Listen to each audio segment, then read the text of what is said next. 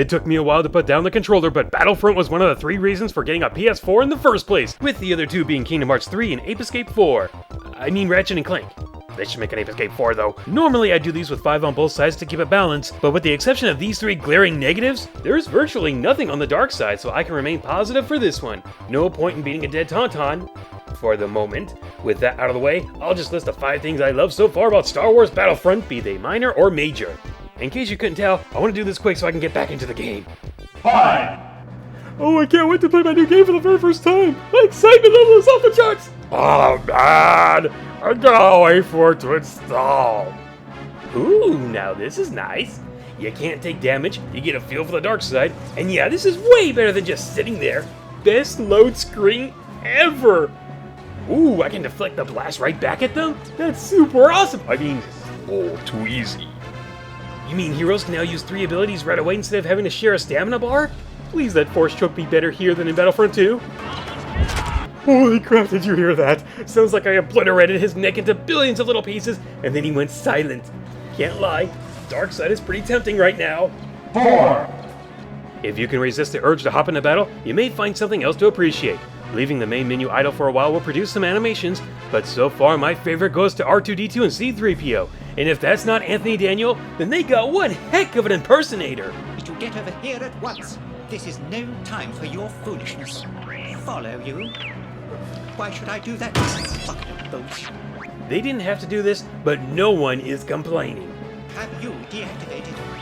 Fine. Go that way, you nearsighted scrap pile. You'll soon wish he'd listened to me, that malfunctioning little rust bucket. 3. I can't wait to unlock some of these. These emotes are the best I have seen for taunting the enemies hands down and have fan service so plenty. Tell me you don't want this one.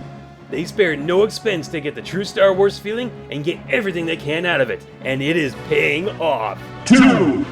Tow cables in space battles in Battlefront 2 sucked Dagobah swamp water. Rogue Squadron clearly outclassed them in that department.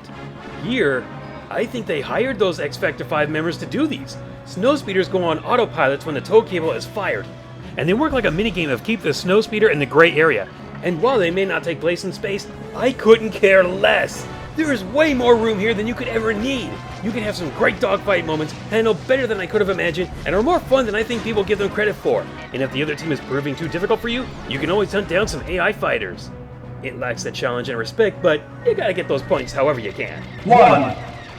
I have and will always believe that gameplay is far more important than graphics. But my goodness, how can you not play this game in 1080 HD and not admire the beauty and craftsmanship that went into them? The moisture on Tatooine, the trees and bushes on Endor, the snow so perfectly rendered you just want to stop fighting and make snow angels. Outside now looks like polygons on the Saturn compared to this. It looks, sounds, and plays to a near perfection. Their research did not go in vain. Any Star Wars fan that ever held a flashlight and pretended it was a lightsaber is going to want this game and love it. I need a bit more time to play through and get a better grasp of the game and all the modes before reviewing it, but oh man, I am loving what it has. Hope you guys are okay with this being short because it's killing me not being able to play it right now. So with that said, later everyone!